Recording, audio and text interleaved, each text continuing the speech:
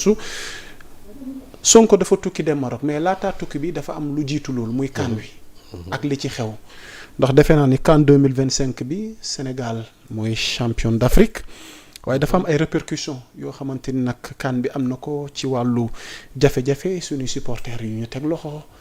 CAF bi nga xamante ni war na statuer ci ay sanctions yu ñu njort ni Sénégal war na dal ci kawam donte FIFA moom désengagé wu na moom nee na daal amul lenn lu muy jël comme dogal jëm ci Sénégal alors sëñ Saliou Gueye au regard de tout ça tey jii nii conséquences yooyu noonu ci football national bi à l'image du Sénégal à l'international tey ban jàngat lañ ci war a mën a def. d'abord yaa Moussa di jaajëfal équipe nationale bu Sénégal. ci deuxième étoile bi nga xamante ne moom la ñu indi ci dëkk bi. di jaajëfal staff technique bi. commencé ko ci entraîneur bi. ba ci nga xam ne li ko ca gën a néew en tout cas en matière de poste de responsabilité. di jaajëfal aussi le président de la fédération. les supporters du 12e Gaïndé.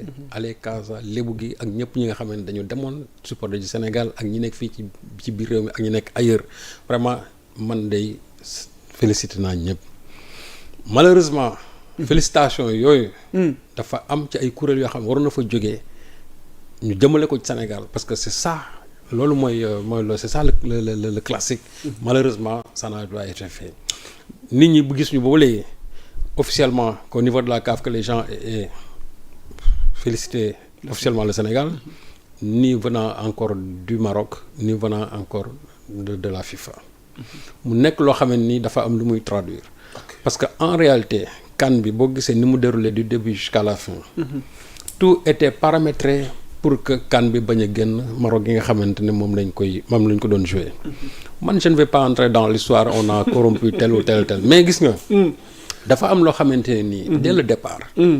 soo ko xoolee les gens avaient préparé le terrain mais nee naa leen terrain bu ngeen mën a préparer ak li nga xam ne moom la suñu borom wax ne mooy am. kenn mënu ci dara. et je crois que CAN bi wane ne yëf yi suñu borom ci boppam dafa am daf ci teg loxo. li nga xamante ne moo jiitu CAN bi y avait la CAN féminine boo xamante ni amoon na en 2025.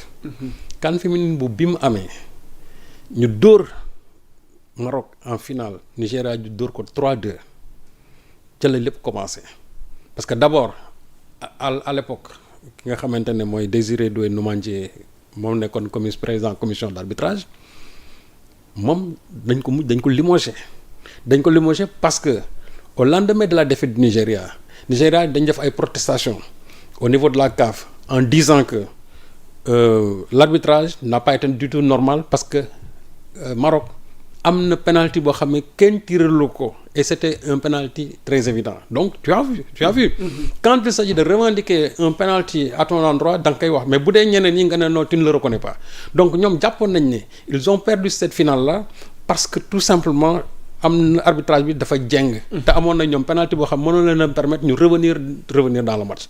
Sur ça ils ont déposé des protestations au niveau de la CAF te teguñu ci pratiquement 2 mois on a limogé ko ci loolu.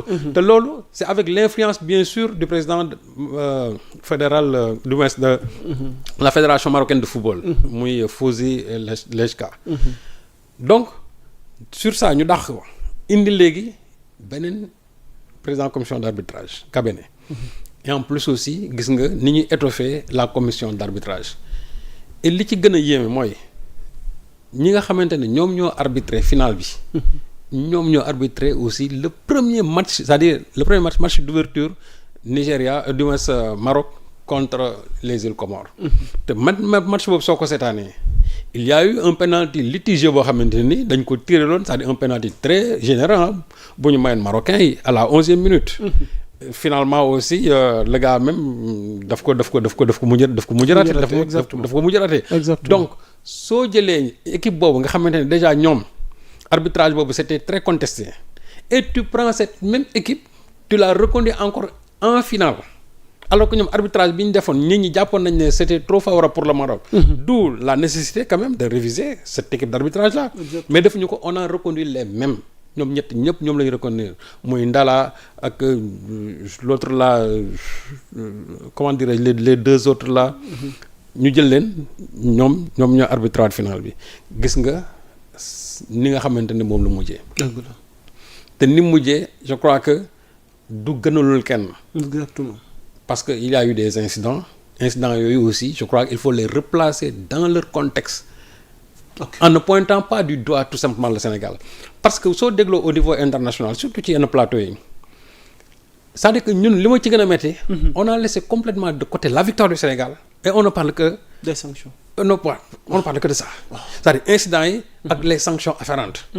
Or moi, je crois que la première d'abord des choses et loolu aussi je le reproche à nous à ñi nga xamante ne ñooy teewal Sénégal ci yenn plateau yi. ak aussi ñu à certaines de nos télévisions où les gens n'ont pas accès réellement finalement bu ñëwee toog wax final bi rek on ne parle que des incidents. Alors que gisuñu man ni nga xamante ne Sénégal noonu la def ba gagner. Il fallait mettre d'abord en exergue cela. Pour man jàpp naa ne ce sont des épiphénomènes par rapport ak li nga xamante ne moom la Sénégal def mais on a l'impression que ñun c'est-à-dire la victoire est finalement épiphénoménale. Alors que li nga xam mooy ci gën a am solo mooy les incidents. bañ nañ ko ba seen entraîneur bi mu demee comment dirais-je ci seen conférence de presse bi. waxul sax lu jëm ci match bi. moom directement Pape Thiaw n'est pas sérieux. ñu xam lan waaw. attaqué Pape Thiaw alors que moom si wàllu boppam. Tout ce qu'il est en train de faire, c'est pour protéger sa propre personne. Parce que les gens l'ont interpellé sur les contre-performances de l'équipe marocaine. Parce que moom la mu diggante woon ak waa Maroc defu ko. Maroc dafa war a dem coupe du monde te moom actuellement il veut sauver son fauteuil bala muy dem coupe du monde. moo tax fi ñu toll nii li ñu jël lépp dañ koy jël teg ko Sénégal.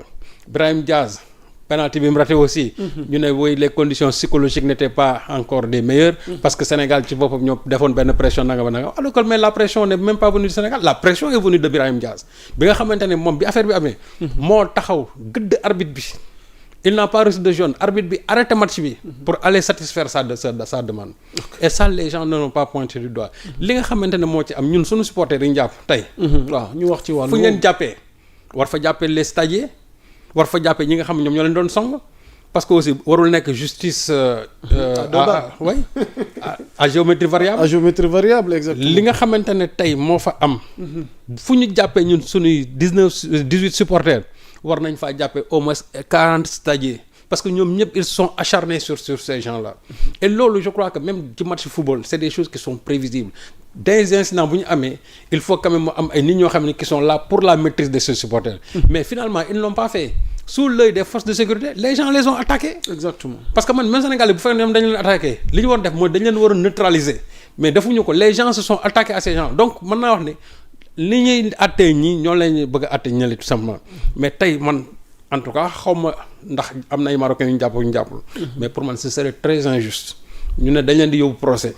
où il n'y a que 18 Sénégalais alors que en face il y avait quand même plus d'une quarantaine de personnes yoo xam ne ni ñoom dañ leen songoon donc les gens finalement se sont défendus même s'ils ont été aussi les premiers à attaquer mais ñoom aussi ils se sont défendus et loolu je crois que nit ñi dañ ko bëgg a jël teg ko au second plan alors que dans cette histoire là le Sénégal est une victime tout simplement.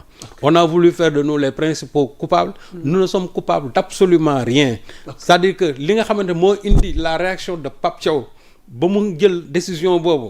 daal di woo ces joueurs ne leen ñëw leen. loolu li ko indi benn contexte la bu particulier d'abord nañ xool match bi ban heure la c'est-à-dire on venait de marquer un but. arbitre bi refusé ko parce qu'il a sifflé bien sûr avant la fin de l'action. moo tax VAR bi mënuñu ci woon intervenir 2 minutes après mu wóor ne fi ñu toll nii le match tire à sa fin nga xam ne ay poussière de seconde moo ci des tu accordes un penalty aussi litigieux à l'équipe adverse et ils veulent que les Sénégalais croisent les bras te mu nekk final. imaginez yaa Moussa ce qui est sûr et certain. si on avait renversé la chose. arbitre bi du mës a tirer. jamais pour le Sénégal. jamais mais c'est parce que Maroc ñoom ñooy organisé parce que Maroc. comme ni ko Abdoulaye Fall waxee ils ont une mainmise au niveau de la CAF parce que la preuve ñoom ba ñu protester la ñu dàq la commission d'arbitrage matul 1 mois. parce que ñoom rek ñoom ñoo contesté ñu dem dàq comme président commission arbitrage bi commencé na léegi nag teg ñoom seen paramètres lépp pour que final bi su ñëwee ñoom ñu mën ko jël. imaginez le parcours du Maroc jusqu'en la finale. Combien de fois le Maroc a bénéficié de pénaltys litigieux combien de fois le Maroc a fait des pénaltys yoo xam ne qui sont évidents qui sont clairs alors que les arbitres ne les ont pas tirés. plus nag gundu xatal yi ñu doon gundu xatal les gardiens de but le gardien Nigeria. Ndeysaan. du Nigeria on a vécu l'amère expérience. Le Sénégal aussi gis nga xëccoo bi doon am avec les serviettes. 6 serviettes yoo xamante ne ni.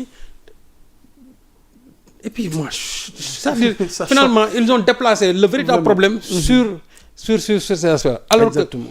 que li ci gën a am solo mooy le travail que les Sénégalais ont fourni sur le terrain. soo gisee bal bi nga xam moo nekk la balle de but. niñ ko récupérer Sadio Mané ni mu déplacé woo yóbbu nit ñi c'est-à-dire yóbbu yenn défenseurs yi ba pare. talonné bal bi immédiatement Gana Gueye qui transmet à Pape Gueye sans même faire c'est-à-dire moom contrôle sax dañ ko jox rek mu jox Pape Gueye. Pape Gueye qui enchaîne protéger bal parce que même Hakimi a voulu le faire tomber mu bañ. ba pare tirer mu dugg mais il faut mettre le focus sur ça que ne ñun dañoo gagné te gagné bi ñuy gagné c'est-à-dire dañ suñu fulaak fayda moo tax ñu gagné. macha allah. avec toute la pression psychologique bi fa am. avec li nga xam ne yëpp moo ci xew mooy les conditions d'insécurité la bouffe bon en tout cas li nga xam ne moo ci xew gis nañ ko avec nos joueurs qui ont été intoxiqués mais tout ça était réuni pour que ñun ñu perdre mais c'est parce que nous on a un mental de lion. On n'est pas comme les lions de l'Atlas. Nous non c'est vrai nous on a un mental de lion. dëgg la.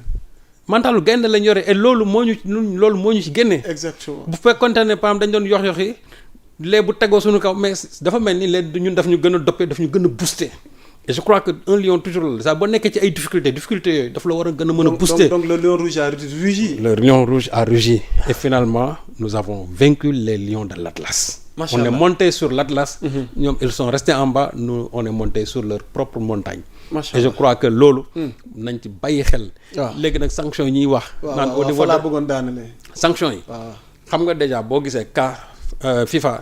Pape Thiaw nee nañ sanction. waaw mais c'est que waaw mais xam nga FIFA am na ñu xaabaabal sax ba bëgg cee dugal FIFA pour Sénégal. waaw mais xam nga FIFA. waaw ñoom dañu hypocrite parce que ils ont été les premiers à parler de l'inacceptable. ok bu fekkee dafa am lu xew. il faut se référer aux faits. nga bàyyi instance yi nga xam ñoo ci war a délibérer ñu délibérer ci. mais Infantino a déjà pris position. moo tax par la suite bu ñu tourné ñu ne woy la sanction n'est pas extensible au niveau de la FIFA. effectivement xam nañ ne ce n'est pas extensible. non dafuñu non la sanction n'est pas extensible c'est-à-dire loolu du mbaaxaayu FIFA parce que loolu règlement kese la. du mbaaxaayu FIFA règlement la. xam nañ ne li nga xam ne moo fa xewoon comme incident kenn mënu ko jël étendre ko jusqu'à la coupe du monde léegi nag au niveau de la FIFA de la CAF les gens vont prendre le Motsepe tam gars yi xel dalu ci moom de. non Motsepe moom. sëñ Sall li jëwam rafetul de. Motsepe c'est un valet de Infantino tout simplement. boo gisee ñoom conditions yi nga xam moom lañ ko falee ak décisions yi nga xam ne actuellement moom lay jël il faut simplement se dire que au niveau du Caire nga xam mooy siège u CAF on ne prend jamais de décision là-bas les décisions viennent de Zurich mooy fief mooy siège u FIFA fa lay jógee Motsepe li nga xamante ni yëpp ses prédécesseurs bañoon nañ ko la CAN à 4 ans ba pare institut supprimer CHAN bi instauré benn Ligue des Nations loolu lépp ñun dañ ko doon bañ ñoom comment dire Ahmad da ko bañ Issa Hayatou da ko bañ mais le valet là bi mu ñëwee Motsepe moom bi mu ñëwee comme que moom c'est un bénévole et gis ngeen les conditions dans lesquelles Infantino l'a imposé ici moo dañ ko imposer pratiquement mën naa dañ ko imposer donc ki nga xamante ne tey moo la fa imposer li nga xamante ne moom la lay wax loolu rek ngay mën a jëf pour nga mën a sauver ce fauteuil mais loolu aussi je me dis que na président fédération africaine yi nañ am seen fulla ak fayda parce que am na décision yoo xam ne nii un président ne peut pas les prendre unilatéralement il faut la décision de l'Assemblée générale il faut la validation du comité exécutif pour que président bi mën a jël décision boobu mais suñu bàyyee nii Infantino ak Motsepe la neex la ñuy def te loolu je crois que africains yi toll nañ seen football toll na fa xam ne nii waruñu ñàkkee fayda loolu donc man daal li ma ciy daanele mooy waaw sanction yi moom c'est vrai mënul ñàkk mais il faut que aussi que sanction yi mu bañ a nekk sanction à sens unique Pape Thiaw fu ñu ko sanctionné reg-reg yi war nañ ko sanctionné parce que ces joueurs sont allés foutre le bordel nañ ma baal ci kàddu gi dans les camps de Edouard Mendy waaw say bari la mu doon def loolu c'est avec l'aval l'assentiment tout simplement de son entraîneur exactement sëñ Saliou exactement doyaluñu waaj ak ma naan xam-xamu footballu Serigne Saliou Gueye feeñ na nakate du ci beneen terrain bi kese Djily Mbaye yow may ñu léegi